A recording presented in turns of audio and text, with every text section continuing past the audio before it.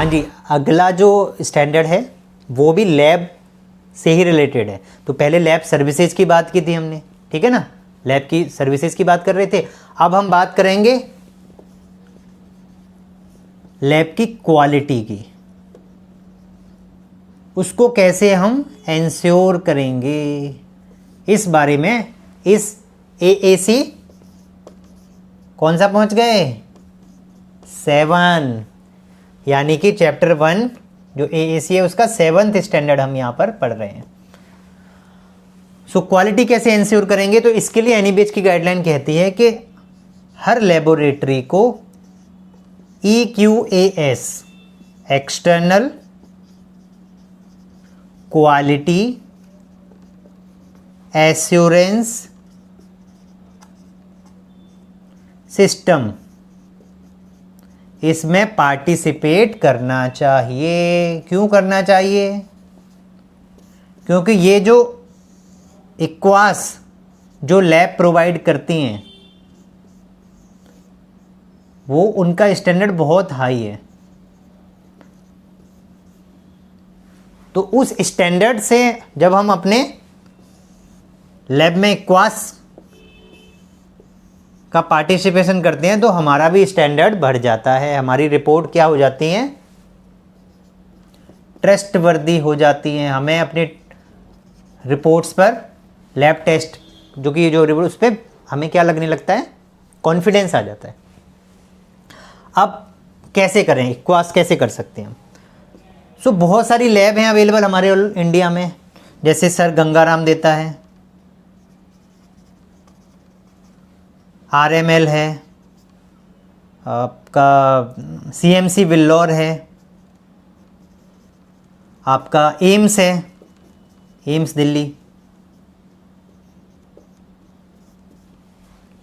तो कहीं से भी आप अपनी इक्वास में पार्टिसिपेट कर सकते हैं। इनका कुछ फीस होता है, वो फीस पे करिए, अप्लाई करिए और आपका इक्वास ऑन हो जाएगा। बट अगर ये पॉसिबल नहीं है तो एनएबीएच के स्टैंडर्ड में ये भी मेंशन है कि आप पीयर रिव्यू के लिए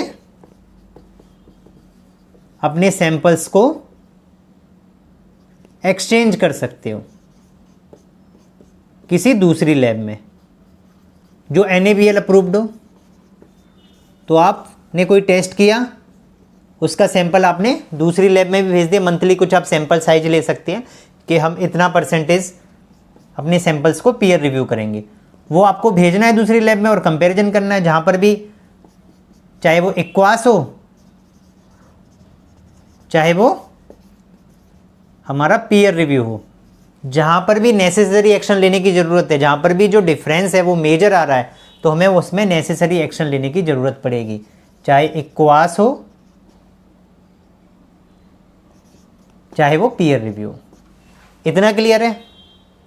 अब आप समझिए, इक्वास और पीयर रिव्यू के अलावा एक और क्वालिटी पैरामीटर है जिसको बोलते हैं हम IQAS। अब ये क्या है?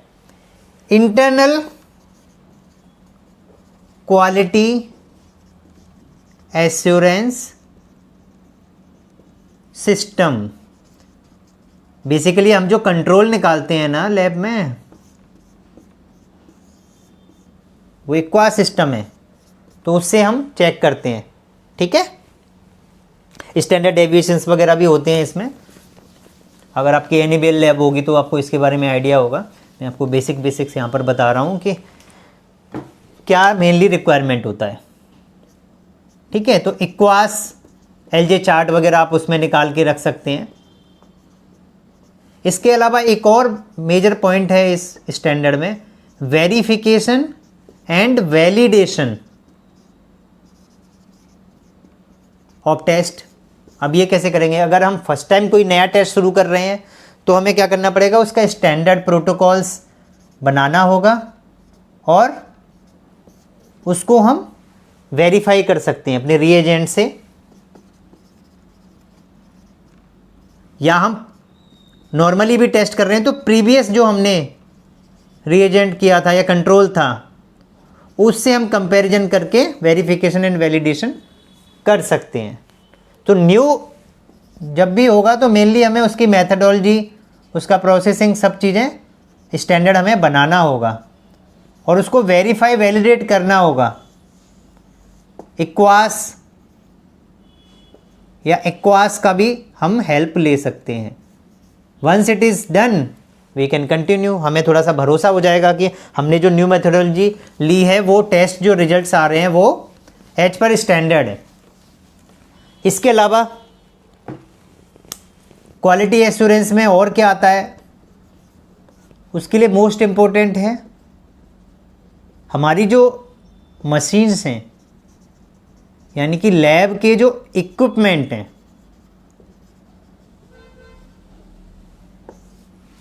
क्या जरूरी है उसके लिए? उसके लिए जरूरी है कैलिब्रेशन फ्रॉम सर्टिफाइड NABL एक्रीडिटेड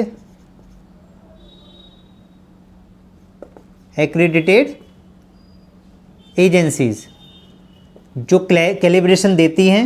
अब ये चीज़ यहाँ पर बहुत इंपॉर्टेंट है जानने के लिए।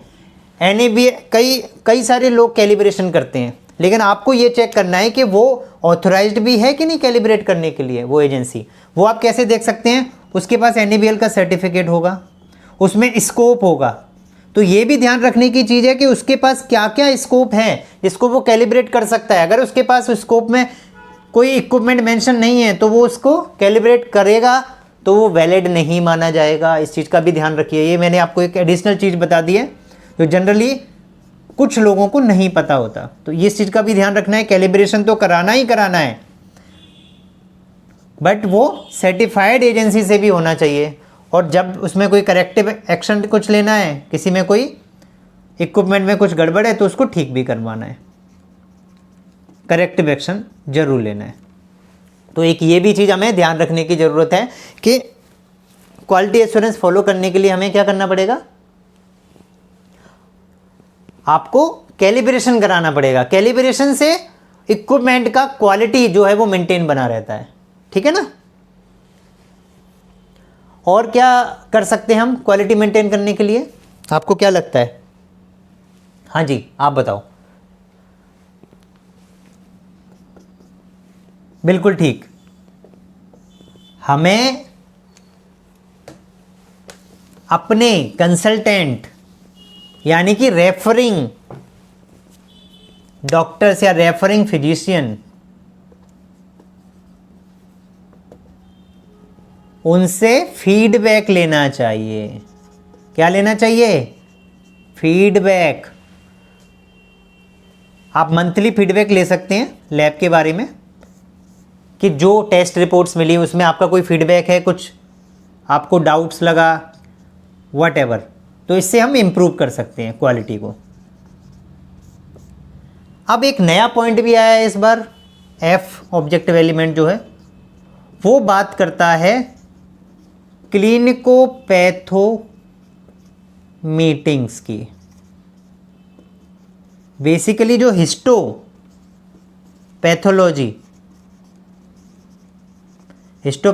की जो रिपोर्ट्स हैं या फाइंडिंग्स हैं उसके बारे में यहाँ पर डिस्कस करना होता है। इसकी एक फ्रीक्वेंसी बना सकते हैं, जैसे क्वार्टरली आपने एक फ्रीक्वेंसी बना लिया।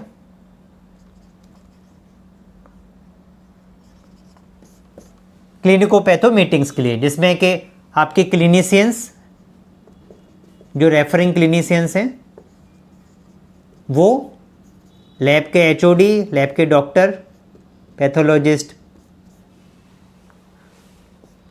वो सब इसमें इंक्लूड होंगे मीटिंग में और डिस्कशन करेंगे फॉर, अगेन किस लिए?